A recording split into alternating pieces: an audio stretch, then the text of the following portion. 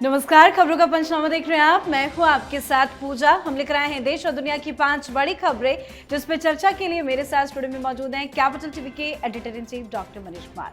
Doctor साहब, बहुत बहुत स्वागत है आपका। धन्यवाद। सबसे पहले नजर हेडलाइंस पर। पुतिन का 2 दिवसीय भारत दौरा, एनुअल समिट में लेंगे हिस्सा। 5 दिसंबर को पीएम मोदी से मिलेंगे पुतिन। कई एमओयूज पर लगेगी मुहर। पुतिन के दौरे पर पूरी दुनिया की नजर। संसद के शीतकालीन सत्र के तीसरे दिन नए श्रम कानून के खिलाफ विपक्ष का प्रदर्शन। संचार साथी ऐप पर सरकार ने दिया जवाब, तो वहीं रेणुका चौधरी के संसद में कुत्ता लाने पर गहराया विवाद। झारखंड में बड़े सियासी उलटफेर के संकेत, अमित शाह के संपर्क में हेमंत, कल्पना सोरेन। जेएमएम बीजेपी के गठबंधन की खबरें काफी तेज। हिंदू देवी देवताओं पर रेवंत रेड्डी की टिप्पणी से भारी विवाद, बयान से भड़की बीजेपी। आज रेवंत के खिलाफ हुआ जोरदार प्रदर्शन, तो वहीं बीआरएस ने भी की माफी की मांग। एसआईआर को लेकर बवाल जारी, सीएम ममता ने मालदा में एंटी एसआईआर रैली को किया संबोधित, तो बीजेपी सांसदों के साथ मुलाकात कर पीएम मोदी ने दिया जीत का मंत्र। खबरों की शुरुआत में सबसे पहले बात रूसी राष्ट्रपति पुतिन के भारत दौरे की। रूस के राष्ट्रपति पुतिन भारत आने वाले हैं। वो 4 और 5 दिसंबर को दिल्ली में रहेंगे। पुतिन दिल्ली में 23वें भारत रूस वार्षिक शिखर सम्मेलन में हिस्सा लेंगे। पुतिन के इस दौरे पर पूरी दुनिया की नजरें टिकी हैं। रूस यूक्रेन युद्ध शुरू होने के बाद ये पुतिन का पहला भारतीय दौरा है। एक तरफ अमेरिका लगातार रूस से व्यापार कम करने का दबाव बना रहा है। भारत अमेरिका टैरिफ को लेकर बवाल है। ऐसे में पुतिन और पीएम मोदी की ये मुलाकात भारत के लिए काफी अहम साबित हो सकती है। इस दौरे के जरिए पुतिन अंतर्राष्ट्रीय स्तर पर यह मैसेज देना चाहते हैं कि भारत रूस के संबंधों पर किसी भी टैरिफ का असर नहीं पड़ेगा। इस दौरे के दौरान डिफेंस, ट्रेड, एनर्जी और करेंसी सेटलमेंट जैसे कई अहम नतीजे मिलने की उम्मीद है। साथ ही पुतिन के आने से पहले भारत और रूस के बीच में कई डील पर हस्ताक्षर हो भी चुका है, जिनमें रक्षा समझौता भी शामिल है। सर, कल पुतिन भारत आ रहे हैं, क्या तैयारी और ये दौरा कितना इंपॉर्टेंट? देखिए, इसको ही कहते हैं 56 इंच वाली छाती वाला डिप्लोमेसी जी। हमने पूरी दुनिया को बता दिया कि हम अमेरिका और डोनाल्ड ट्रंप के टैरिफ से नहीं डरते। हमारी फॉरेन पॉलिसी इंडिपेंडेंट है और हम अपने राष्ट्रीय हित में, अपने नेशनल इंटरेस्ट में अपने फॉरेन पॉलिसी को कंडक्ट करते हैं, चाहे आप ट्रंप हो या फिर कोई और हो। और ये मैसेज प्रधानमंत्री मोदी पूरी दुनिया को देने में कामयाब रहे हैं। हर जगह बड़े बड़े मीडिया हाउसेस में ये इंडिया और रूस के बीच होने वाली ये जो समझौते होने वाले जो हैं उसके ऊपर नजर है। और सबसे बड़ी चीज कि अमेरिका बौखलाया हुआ है। अमेरिका इसलिए भी बौखलाया हुआ है कि आप अपने घटिया विमान बेचना चाह रहे थे, हमने मना कर दिया। आपने ऑयल खरीदने से मना किया रूस से, हमने नहीं माना।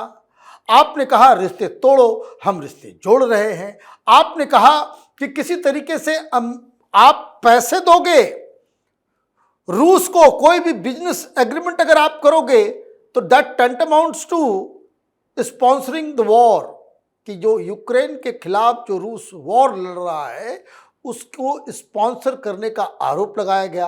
तो अभी जो ये तमाम समझौते होंगे, ये सिर्फ ऑयल ही नहीं, डिफेंस डील भी होगा, इसमें विमान भी होगा, इसमें S-400 भी होगा। मतलब डोनाल्ड ट्रंप हिंदुस्तान को झुकाने की लाख कोशिश कर ली, लेकिन प्रधानमंत्री मोदी हैं जो हिमालय की तरह, एक चट्टान की तरह डोनाल्ड ट्रंप के सामने खड़े रहे और नेशनल इंटरेस्ट को आगे रखा। जी, अब आज संसद के शीतकालीन सत्र की।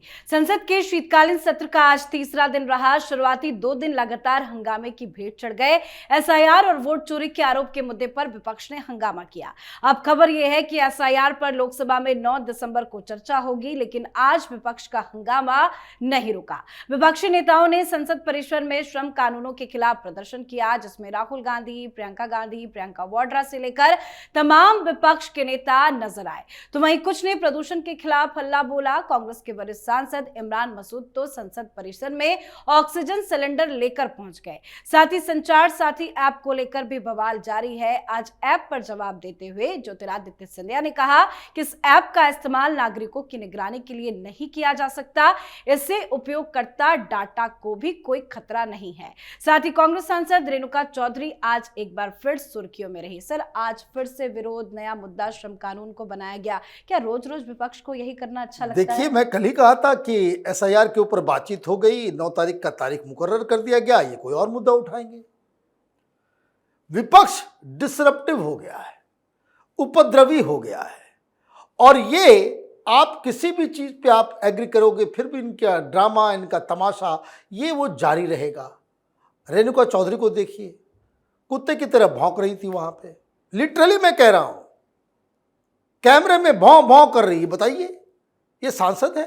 और इमरान मसूद वो कोई किट लेकर के आ गया कि भाई प्रदूषण है, ये है, वो है, और बाकी लोग जो है वो मुद्दे की तलाश में श्रम कानून का विरोध कर रहे हैं। वो तो किसी मीडिया वाले वो गए नहीं पूछने, तो जो सांसद प्लेकार्ड लेकर के बैठे हुए थे, वहां पे खड़े थे सोनिया गांधी के साथ, उनसे पूछ दिया होता कि भाई इस कानून में क्या क्या है और क्यों विरोध है, तो किसी के पास कोई जवाब नहीं होता।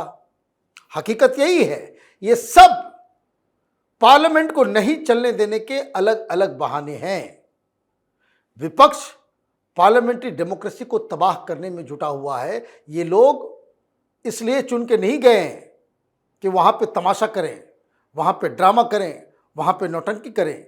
लोगों ने उनको भेजा है कि आप लोकसभा के अंदर, राज्यसभा के अंदर जनता के मुद्दों को उठाएं, और ये काम वो नहीं कर रहे हैं। जी, अब बात झारखंड की। बिहार चुनाव खत्म होते ही झारखंड फोकस में आ गया है। झारखंड की राजनीति में जबरदस्त हलचल बढ़ गई है। हेमंत सोरेन और बीजेपी के गठबंधन की अटकलें तेज है। पहले मुख्यमंत्री हेमंत सोरेन का पत्नी कल्पना सोरेन संग दिल्ली दौरा और उसके ठीक बाद राज्यपाल का अमित शाह से मिलना, ये महज संयोग नहीं दिख रहा। सियासत में टाइमिंग का अपना महत्व होता है, और यही कारण है कि रांची की गलियों से लेकर दिल्ली की सड़कों तक सियासी गलियारों में जेएमएम एनडीए गठबंधन की अटकलों का बाजार गर्म है। दावा तो यहां तक किया जा रहा है कि हेमंत सोरेन खुद बीजेपी के टच में है। बीजेपी के शीर्ष नेताओं से सोरेन चोरी छुपे मुलाकात कर रहे हैं। मतलब झारखंड में कुछ बड़ा खेल हो सकता है। सर, झारखंड से नेतृत्व परिवर्तन की खबरें तेज हो गई है, क्या कुछ चल रहा है वहां? देखिए, वहां झारखंड मुक्ति मोर्चा और हेमंत सोरेन को समझ में आ गया कि ये जो इंडी गठबंधन है, ये जो कांग्रेस पार्टी है, आरजेडी है, दे आर टोटली अपॉर्चुनिस्ट, और इनके साथ रह के ना वो झारखंड की सेवा कर पाएंगे, ना ही अपना राजनीतिक कद बढ़ा पाएंगे। बिहार में क्या हुआ उनके साथ? ये आरजेडी वाले झारखंड में आकर के सीट लेते रहे थे, ये कांग्रेस वाले जो है सत्ता में जो है वहाँ पे हिस्सेदारी करते हैं। लेकिन बिहार में जब उन्होंने झारखंड से सटे हुए इलाकों में सीटें मांगी तो उनको बेइज्जत करके बाहर कर दिया गया। अब ये तो होना ही था। कोई भी व्यक्ति, कोई भी पार्टी राजनीति कर रही है तो वो तो नाप तौल करेगी ही। और अब जानकारी ये आ रही है कि भारतीय जनता पार्टी के साथ वो टच में है। तो क्या लग रहा है कि ये कैसे होगा कि एक पार्टी जो सरकार में है और जो सबसे बड़ी विपक्षी पार्टी है, क्या दोनों एक साथ आएंगे? टेक्निकली तो नहीं, लेकिन फिर भी एक मॉडल भारतीय जनता पार्टी का वो चल रहा है बहुत दिनों से और बहुत समय तक चला, और वो है उड़ीसा, जहां पटनायक साहब लगातार वो मुख्यमंत्री बने रहे, लेकिन हर मुद्दों के ऊपर भारतीय जनता पार्टी से स्टेट में वो जरूर लड़ते थे, लेकिन हर मुद्दे के ऊपर केंद्र में बीजू पटनायक की जो पार्टी है वो बाकायदा बीजेपी के साथ वोटिंग करती थी। ये एक अलग तरह का मॉडल है। तो गठबंधन बहुत ही लेवल पे हो सकता है कि आप वहां पे सरकार चलाएं, आप इन लोगों से अलग हो जाएं, आप अकेले सरकार चलाएं, इसमें कोई डाउट नहीं है। आपको नहीं छेड़ा जाएगा, आपकी सरकार नहीं गिरेगी, लेकिन केंद्र के अंदर झारखंड मुक्ति मोर्चा केंद्र सरकार के साथ हर चीज में खड़ी रहेगी, तो वो हेमंत सोरेन के लिए बेहतर सौदा है। और इसलिए ये सारी चीजें हो रही है कि वहां मुख्यमंत्री भी नहीं बदला जाएगा, गठबंधन बदल जाएगा, सरकार नहीं बदलेगी, लेकिन केंद्र में झारखंड मुक्ति मोर्चा मोदी सरकार के साथ खड़ी हो जाएगी। जी, चलिए बढ़ते हैं आगे। तेलंगाना के मुख्यमंत्री रेवंत रेड्डी ने कार्यक्रम के दौरान ऐसा बयान दिया कि सियासी तूफान मच गया। उन्होंने कहा कि हिंदू कितने देवताओं में विश्वास करते हैं, क्या 3 करोड़? इतने देवता क्यों हैं? जो लोग कुंवारे हैं उनके भगवान हनुमान है, जो 2 बार शादी करते हैं उनके लिए दूसरा भगवान है, जो शराब पीते हैं उनके लिए अलग, मुर्गे की बलि देने वालों का अलग भगवान, दाल चावल खाने वालों का भी अलग, हर ग्रुप का अपना अपना भगवान है। रेवंत रेड्डी की यह टिप्पणी सामने आते ही हंगामा मच गया। बीजेपी और बीआरएस ने उन्हें तुरंत माफी मांगने की बात कही है। आरोप है कि रेवंत रेड्डी ने हिंदू धर्म देवताओं का मजाक उड़ाया है। सर, ये क्या बोल गए रेवंत रेड्डी? देखिए, उनको इमीडिएटली जो है वो धर्म परिवर्तन करा लेना चाहिए, मौलाना बन जाओ। क्या जरूरत है ऐसे हिंदुओं की? तुम्हारी ये हैसियत कि तुम इस तरह की बातें करो वोट बैंक पॉलिटिक्स के लिए। कुछ दिन पहले ये कह रहा था कि कांग्रेस इज मुस्लिम और मुस्लिम कांग्रेस, है ना? दोनों को आप तो बता दो भाई, आप बना दो भाई कि मुस्लिम पार्टी है कांग्रेस पार्टी। 10 जनपद से तो क्रिश्चियनिटी का प्रचार प्रसार होता ही है, लेकिन ये इस तरीके से, और किस तरह के हिंदू हो भाई तुम? 3 करोड़ देवी देवता कहां लिखा हुआ है? 3 कोटि। 3 कोटि का मतलब 3 करोड़ नहीं होता है। मूर्खों की बारात लगी हुई है विपक्ष के अंदर। आपको हिंदू देवी देवताओं को गालियां देनी है, कोई और काम कीजिए, आप धर्म परिवर्तन करवा लो। और ये माफी के लायक गलती नहीं है। कुछ दिन पहले ये सिक्खू, वो बच्चों ने कह दिया राधे राधे, तो वो उसको समझा रहा है कि राधे राधे बोलने की क्या आवश्यकता है, क्या करें? जीसस क्राइस्ट का माला जपें, कुरान पढ़ा जाए इस हिंदुस्तान के अंदर। ये कांग्रेस पार्टी के दिमाग को लकवा मार दिया है।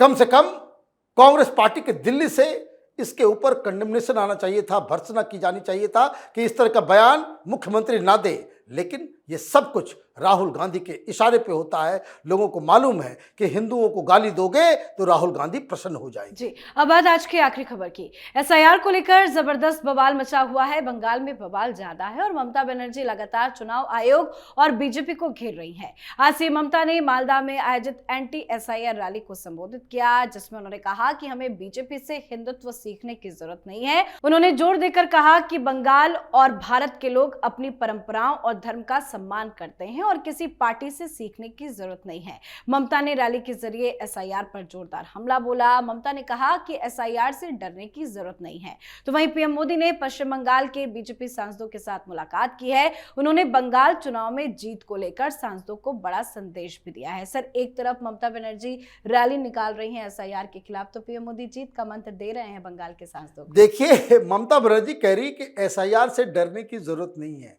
डर कौन रहा है? डर किसको लग रहा है?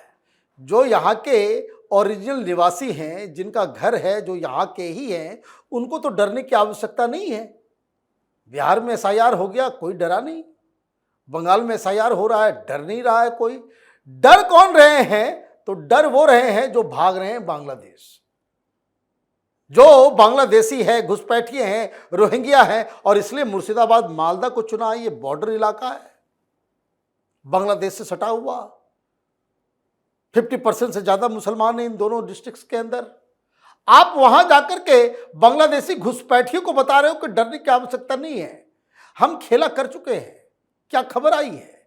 खबर यह आई है कि 2208 बूथ ऐसे हैं जहां के बीएलओज ने पिछली वोटर लिस्ट में 0 चेंज बताया है। मतलब न कोई मरा, न कोई शादी करके बाहर गया, न कोई माइग्रेट किया, न कोई छोड़ के इलाका गया।